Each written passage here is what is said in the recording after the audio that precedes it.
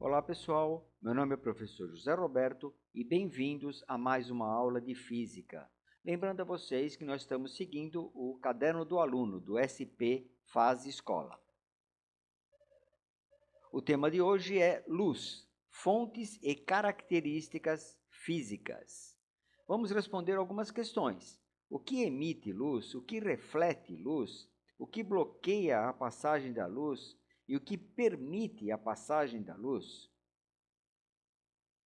Para que seja possível enxergar, é necessário haver luz. A luz que nos permite ver provém majoritariamente do Sol.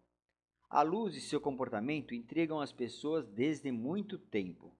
Na Grécia Antiga, pensava-se a luz como constituída de pequenas partículas que eram emitidas pelo olho humano em direção ao objeto, que então se iluminava e se tornava visível.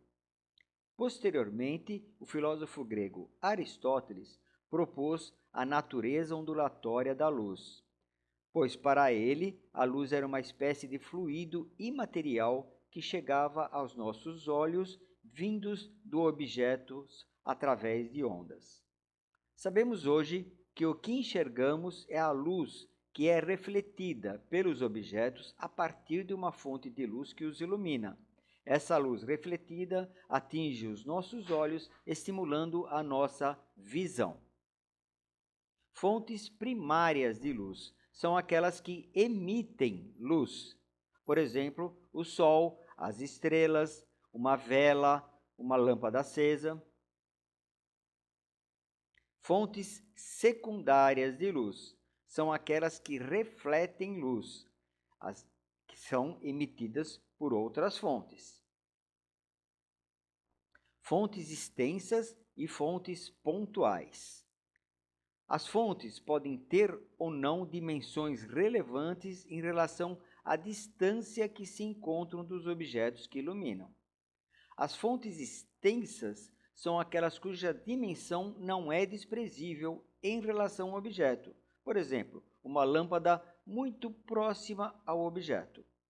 E as fontes pontuais, também chamadas pontiformes, são aquelas cuja dimensão é desprezível em relação ao objeto. Por exemplo, uma lâmpada muito afastada do objeto.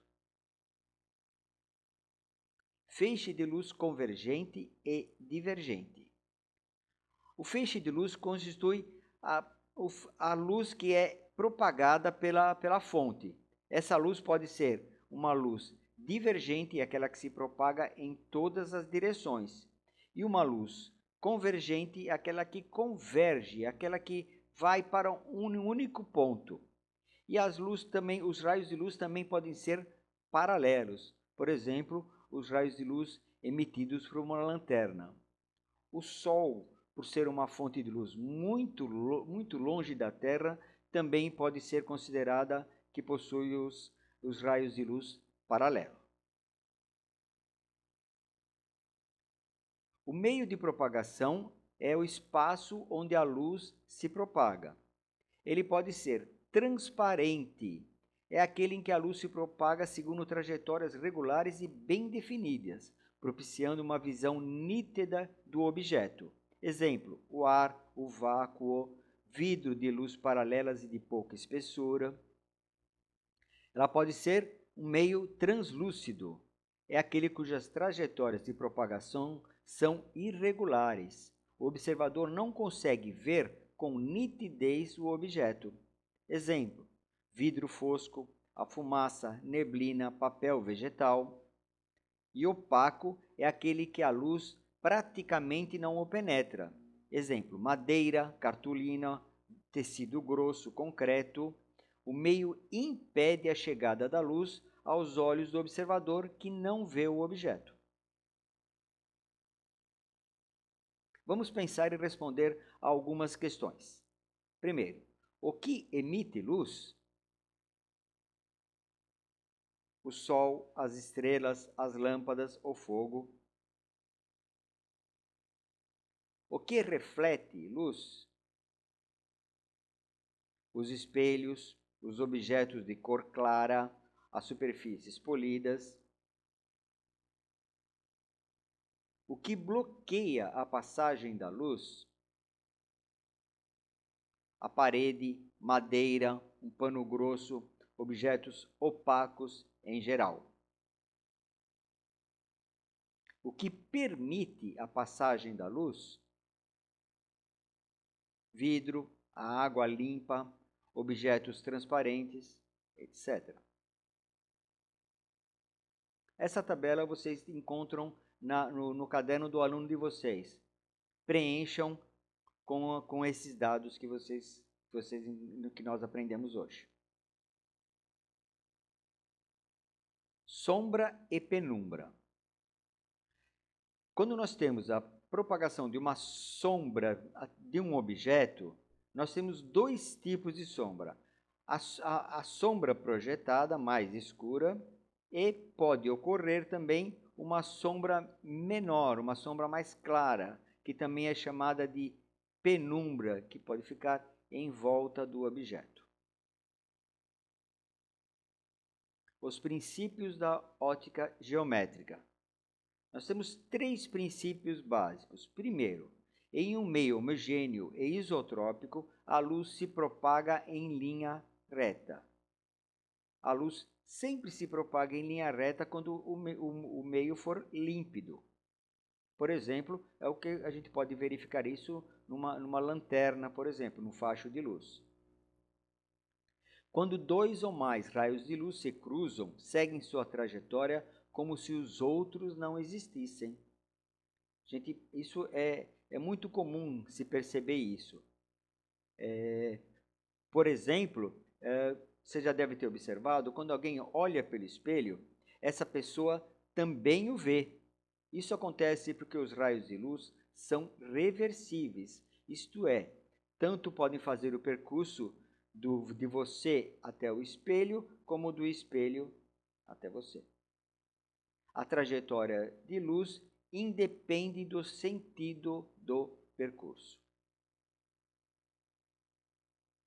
Câmara escura. O funcionamento da câmara escura baseia-se no princípio da propagação retilínea da luz. Um modelo simplificado de câmara escura pode ser conseguido por meio de uma caixa fechada em que uma das faces a gente faz um pequeno orifício. Coloca-se uma fonte de luz em frente a essa face que tem orifício, e observa-se que os raios provenientes da fonte penetram na faixa pela abertura, atingem a parede oposta, formando uma imagem, que é semelhante ao objeto que deu fonte a essa luz, porém de orientação invertida. Quanto menor o orifício da câmara, maior será a nitidez da imagem, porém menor será a sua luminosidade. Bem, nós podemos usar essa equação aqui para calcular o tamanho de um objeto ou da imagem. Isso é simplesmente uma regrinha de proporcionalidade. Vamos tentar resolver esse exercício. Ao observar uma planta com a câmera escura, Carlos obteve uma imagem de 12 centímetros. Então, essa imagem aqui da planta tem 12 centímetros de altura. Se a câmera tem 30 centímetros e a imagem está afastada 5 metros da câmera, qual a altura da planta? Bem, a regra de proporcionalidade é simples. O tamanho do objeto sobre a distância do objeto é igual ao tamanho da imagem sobre a distância da imagem. Simples. Vou repetir. O tamanho do objeto sobre a distância do objeto é igual ao tamanho da imagem sobre a distância da imagem. Ok? Então, o que nós queremos encontrar é a altura, é o O, é a altura da planta, do objeto. Então, O sobre 5, a distância do objeto, é igual a 12, o tamanho da imagem, sobre 30, a distância da imagem. Aqui está 12 e 30 estão em centímetros. As unidades estão corretas aqui. O 5 está em metros, o que fará com que a nossa resposta do objeto também seja em metros.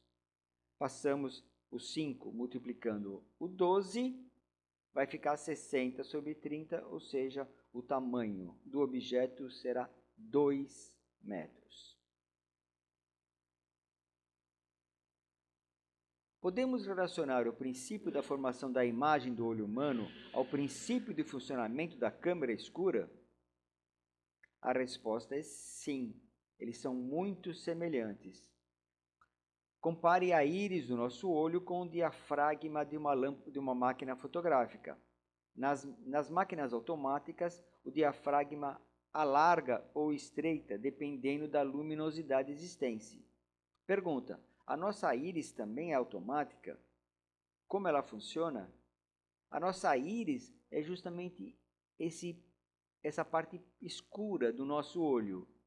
No escuro, ela fica maior, e no claro, quando a gente vai para o sol, ela diminui automaticamente de tamanho para diminuir a entrada de luz. E no escuro ela aumenta, para quê? Para aumentar a entrada de luz, para que a gente possa enxergar melhor.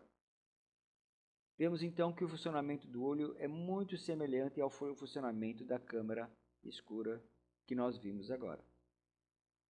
Bem, pessoal, espero que vocês tenham gostado. Era isso para hoje. Até a próxima aula.